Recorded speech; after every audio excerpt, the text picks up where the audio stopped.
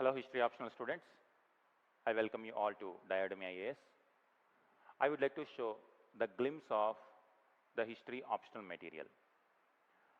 I will show you how the material which I prepared myself for History Optional will help you in your examination, and how systematically it was organized and how it is easy to remember and also do it very fastly. As you all know that History Optional containing paper 1 and paper 2. Material constitutes both paper 1 and paper 2. In paper 1 specifically, we have map pointing.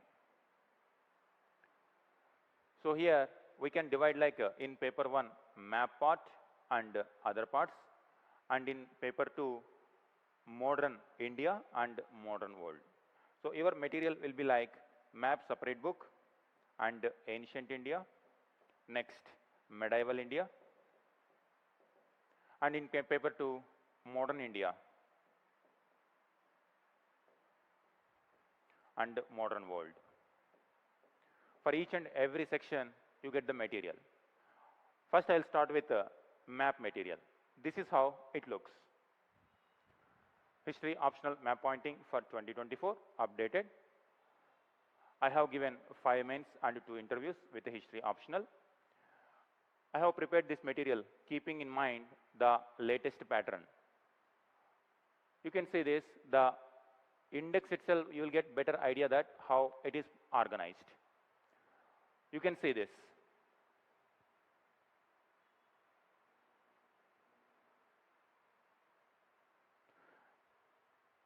Our map contains starting with prehistoric or Stone Age. Chapter 1 contains hominid fossil sites, and also again the statewide organization is also done. You can take a look at here, Madhya Pradesh, the site name Hathnora, Bhimbetka. Then in Maharashtra, Pune, Tamil Nadu, Odai. Next Paleolithic sites, Pakistan, Jammu and Kashmir, Rajasthan, Gujarat, Madhya Pradesh, Uttar Pradesh. Even if you take a look at the index itself, you will get complete idea that what are the important sites that are there for our History Optional map pointing. Around 400 sites are covered in this material. This way, index itself, you will get an idea that how properly it is organized. Now, when it comes to the content also, it's very well organized that you can easily retain that what is the state and what are the various evidences that came from a site, and also what are the important points which you need to write in the examination. For example, let us go to a particular site. Suppose if you take Burjaham, it is in Jammu and Kashmir. Now in Jammu and Kashmir, so it is a Neolithic site. And here the map is given, and if there is any particular important evidence that in the form of image, you will get the map pointing. And now this is how in question types in UPSC about Burjaham, UPSC can mark a place near Burjaham and it can be asked like a Neolithic site, megalithic site, Stone Age site or prehistoric site. It can be anything, but once if you identify the place is Burjaham, whether question is about Neolithic, same answer is Burjaham, megalithic also same, and Stone Age site and prehistoric site, it is going to be the same thing. And now this is how properly organized. You have to write only 30 words, and for those 30 words, whatever information that is given here, it is more than sufficient. Country India, Jammu and Kashmir, Srinagar district, and these coordinates. These coordinates just to give you an idea that approximately or exactly in which location the particular location is there. Because UPSC is giving even coordinates also, sometime this will help you to identify and mark the exact location. And you need not to be very hard in remembering this. Roughly approximately that Jammu and Kashmir means above 30 degrees, around that approximately you can remember it. And now location wise, forest. So this is how different evidences that are coming there, and what is the discovery and timeline. In Neolithic, what is the evidence? During Neolithic phase, what is the evidence? So these are some of the important evidences. In this way, it's properly organized. what is the pottery nature, what are the stone tools, and what is the time period, bone tools, and disposal of the dead, and in period 2, how the evidence is coming. And if you prepare this material, it will also help you in writing very good ancient Indian answers also. Because this map pointing separately we have 50 marks. At the same time, in ancient India, if you quote as many evidences as possible in historic period, it is going to help you a lot, because it's all about giving more evidence when it comes to history optional. That makes the difference between GS history and optional history. This is how it is organized. Suppose if we go to some other site, now you can see Surkotada. It's a Harappan site. Now you will get the map like this, in which location Surkotada is there, and this is how. And this is the glimpse of how the Harappan sites are arranged. In which locations Harappa is mostly dominated. Same site name, question type, it can be mature Harappan site also, black and red ware site also. If site is marked near the Surkotada, and if UPSC asks BRW, answer is same. And if it is mature Harappan site also, answer is Surkotada. Suppose if it is about a mature Harappan site, just you give the mature Harappan characteristics of this location. Country, state, district, and coordinates.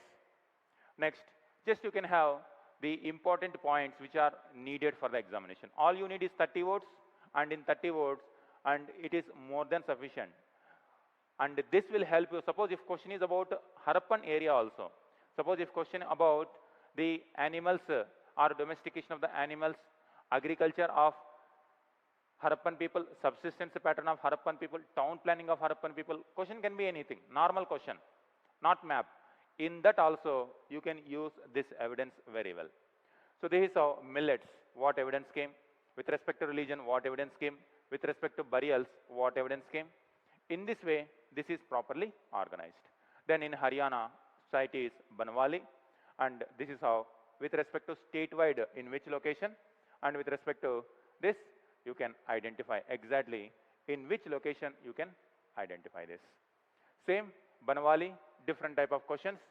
Suppose Banwali is giving the evidence of 3 layers of Harappa. Harappa can be divided into 3 phases. First phase is early, second is mature, third one is late Harappan. In this particular place, we got the evidence of early also, mature also, late Harappan also.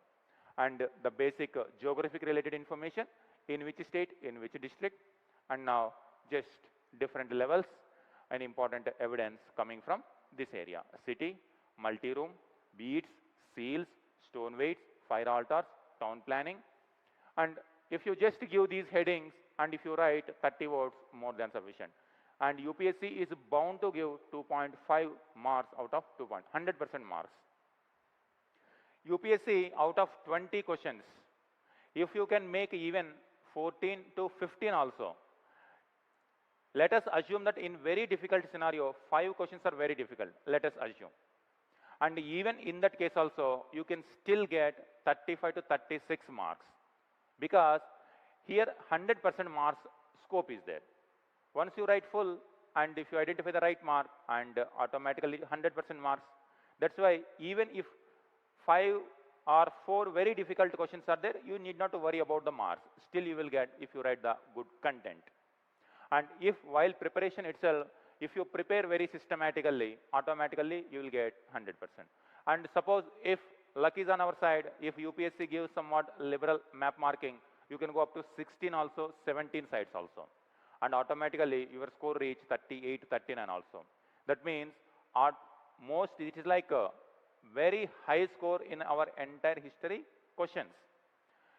It's like 75 to 80% of the score you can, scope is there.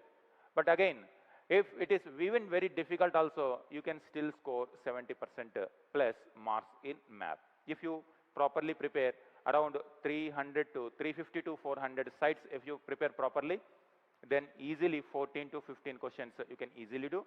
And if you do some more effort, then up to 16, 17 questions also you can do that.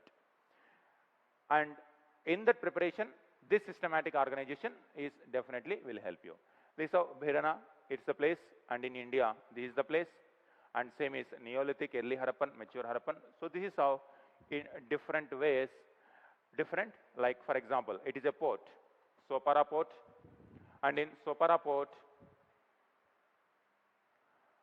this is the, in Maharashtra, this is the place, and in India, this is the place. And now different site, and UPSC question type, major rock inscription and ancient port. This place can be asked in two ways. One is as an important port, another one as important inscription. Major rock inscription of Ashoka. Or it can also be asked like a Mauryan inscription, or it can be asked Ashoka inscription, or a major rock inscription, or a port. Answer is same. But here, if it is port, you talk about how it is important as a economic site. And if it is a major rock inscription, you talk about inscription. And again, this is the place, and Roman trade, Buddhism, Jainism, industry. So properly organized in that way, even if you do the subheadings also, still you will remain or you will retain for a long time period. So this is how Mujri's port. All ports are in one go, all capitals in one go, all Harappan sites in one go. So likewise, Chalcolithic sites, Neolithic sites, megalithic sites, and different section category wise and state wise properly organized. This is how the map material looks like. Next, let us go to ancient India. In ancient India, one of the important thing which you need to remember or need to be very cautious about ancient India is the historical evidences, and also the scholars which worked on ancient India. I have divided this one. First part contains important prehistoric and Stone Age part, and up to, you can see, the part which require special attention on various historiography. So if you do it, historiography part very well in ancient India, your ancient India is going to be very, very easy. Because most of the time, this historiography part is really a little bit difficult part. And this material properly organized, like you can see that even questions are also given like that. This is the content, and in which question you can use this content. I have given the reference also from the previous year question itself. So that while doing the content part itself, you will have an idea that how questions are coming, how you need to utilize this content. Now you can see, ancient Indians had no taste for historiography. Their scholars cared for more for religious, spiritual, and philosophical studies. It's essentially Islamic heritage. So this is the question that was asked earlier. Now you can use this content, different historiography, how historiography evolved, and what are the who are the various historians contributed for organizing Indian past in a systematic way. So this is how it is organized. Bullet point 5, and different historians, just a brief description about their time period and what is their contribution also, so that most likely that you will be able to retain it. In this way, properly organized, bullet point format, tables, maps wherever it is required. In this way, it is properly organized. Now next one, Paleolithic age. Again, content will be given here, and here different historians and their contribution, and whenever it is required, I have given the question also. So while doing the content itself, you will come to know that this content can be utilized in which type of questions. So this is how it is properly organized.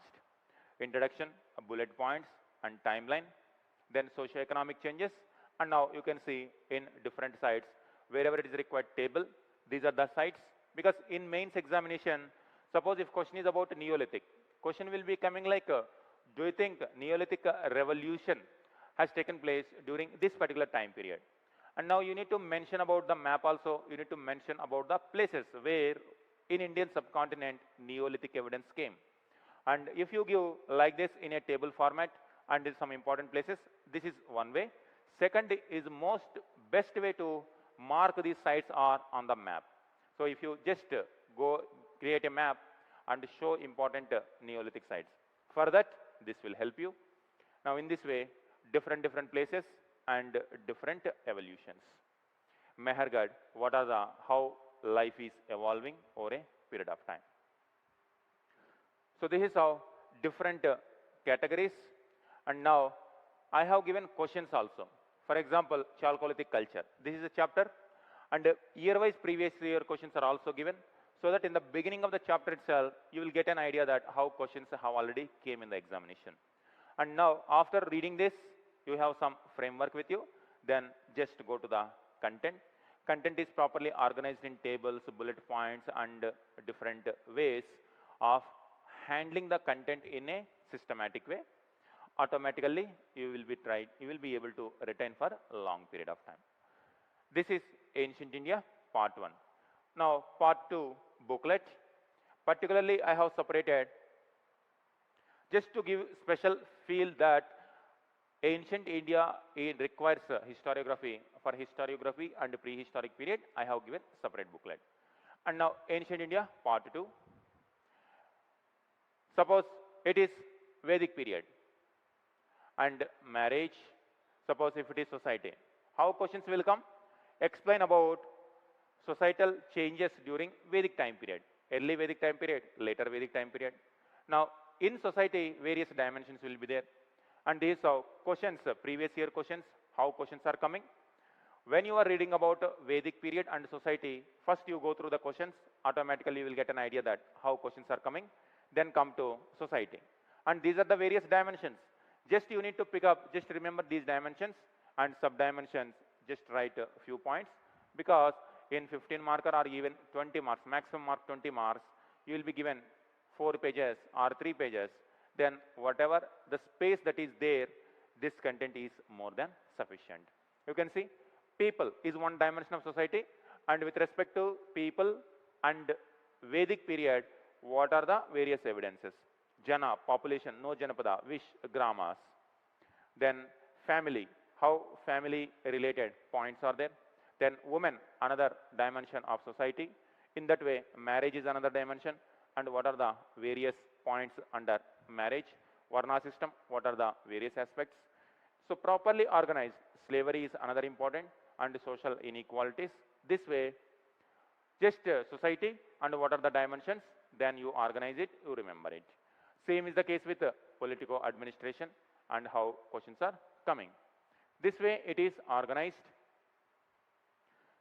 So table format, bullet point format, and wherever necessary previous year questions are given, sidely you can understand how questions are being organized.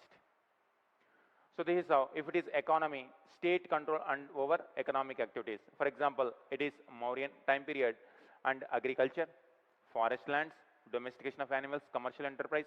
Even just you understand this, even just if you understand these subheadings, if you remember these subheadings also, automatically you will remember. Because after reading entire syllabus, just if you remember one dimension like a forest lands controlled by state, then automatically you will remember, automatically you will write naturally one paragraph. And in given 2 pages, 3 pages of space, you cannot write even not more than this also. Our mains examination is all about how many dimensions you can bring within that limited space. This material will help you how to think about various dimensions and how to retain your content in the form of various dimensions. So this is how it's going to be organized this way. So guilds, for example, guilds and what are the sources? Jatakas, Mahavastu, inscriptions, various references mentioned about guilds, because history is all about evidences. The more evidences you quote, the better marks you are going to get. Then Smritis, relationship between guilds and state. Now automatically you will understand how this properly organized. Coins and seals.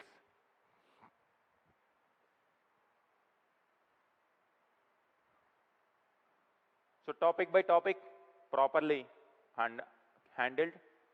So chapter by chapter, Mauryans, post-Mauryans, Guptas, post-Guptas, early medieval. So this is how previous year question, and now while dealing with the content, you will have content properly organized this way. Most likely that you are going to remember these dimensions very quickly. Even if you remember these dimensions also, still you will write a very good answer. In this way, ancient India, properly organized. Now, when it comes to early medieval is another important one. Now, same is the case. For example, if you see the index, you will come to know how this ancient early medieval part is organized.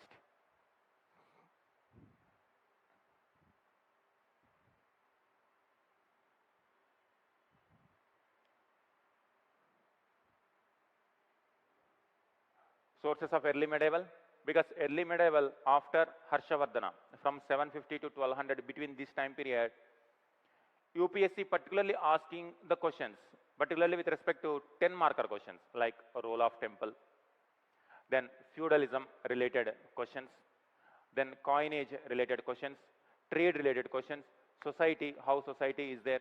So in this way, art and architecture, in this 500 years, how our Indian society is transforming from ancient period to medieval period.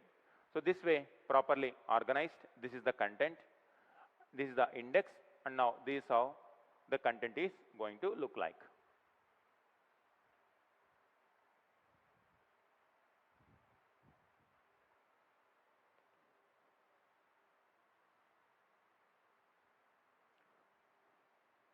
So this is how, just I would like to show how questions are there and how chapter wise. Properly, same table format, left side dimensions and sub dimensions. Now, if you go to medieval India,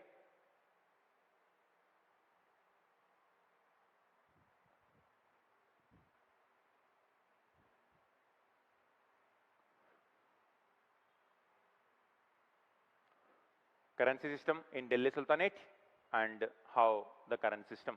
So if you just go through the material, questions most of the questions you can answer from this material. So this material is properly organized, and it also gives you how to read a book and how to organize that material for writing the answer, because it's all about writing books.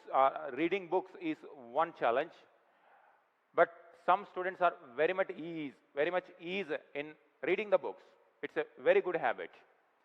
But when it comes to writing the answer, it is going to be a very big challenge. And that is where this material is going to tackle. You can understand this. Properly organized, topic by topic, likewise, like Delhi Sultanate, then Mughals, then Vijayanagara, then Bahmani. So different, according to our syllabus, properly organized. And all the previous year questions are given particularly related to that particular topic.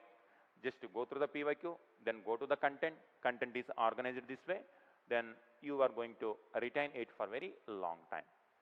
This will be part of the material. So likewise, modern India also, just you can go through modern India.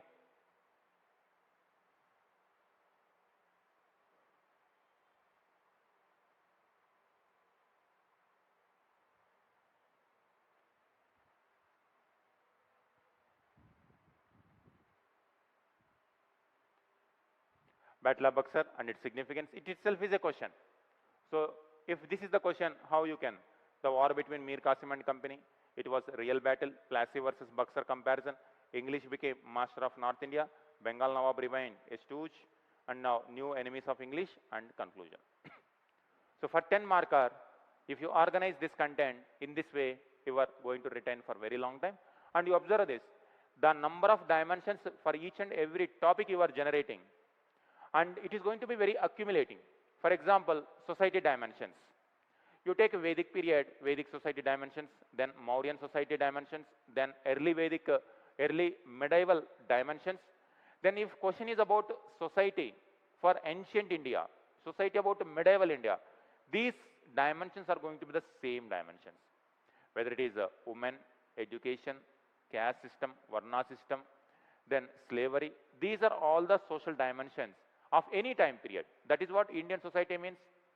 Just ready-made, these dimensions are available to you. Just you need to quote the evidence. In medieval India, on what basis you are telling this particular point, and in ancient India, on what basis you are telling this particular point. So this is how you need to understand.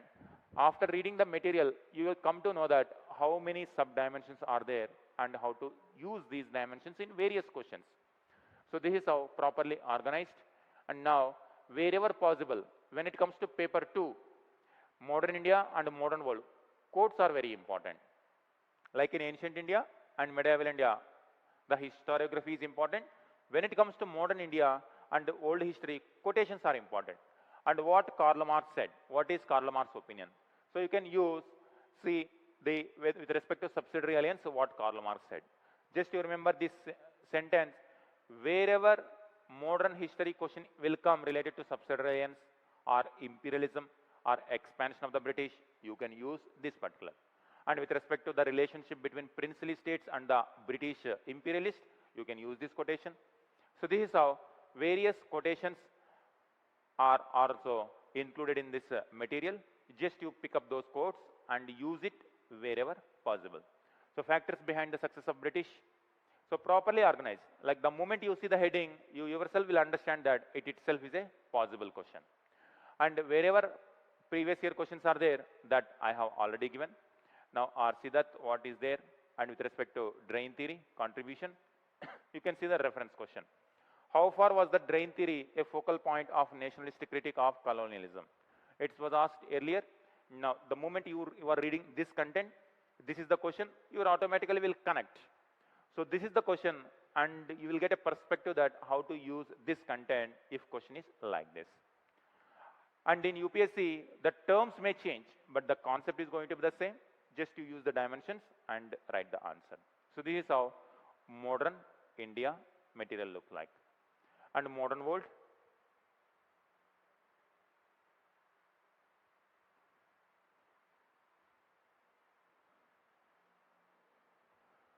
So properly syllabus wise organized. For example, you can take chapter 16, liberation from colonial rule. Then chapter 15, the world after World War II. Then chapter 13.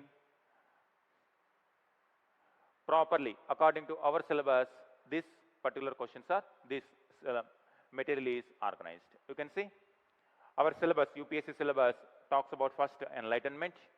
So this is how.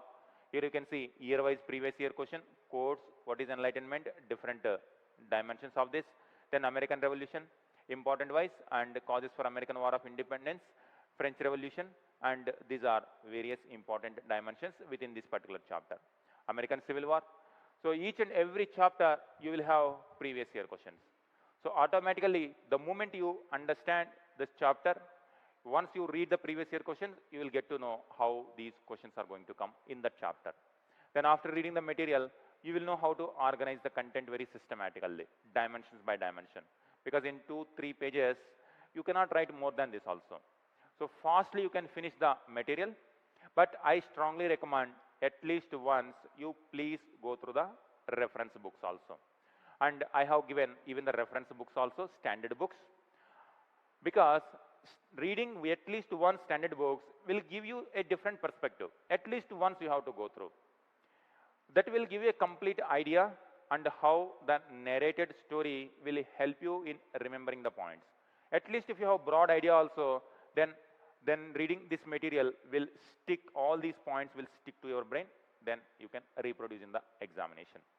So this is how our material is going to look like chapter by chapter, properly organized, questions are given, and some topics whenever need arises, I will keep giving those materials also in the form of PDFs, and you can get those PDFs also frequently whenever some new topic is required. So this is how our material is going to be. You can get this material separately also, and if you join foundation course also, you will get this material as part of the foundation course itself. So I hope you can utilize this material for history optional and get very high scores in the history optional. Thank you very much.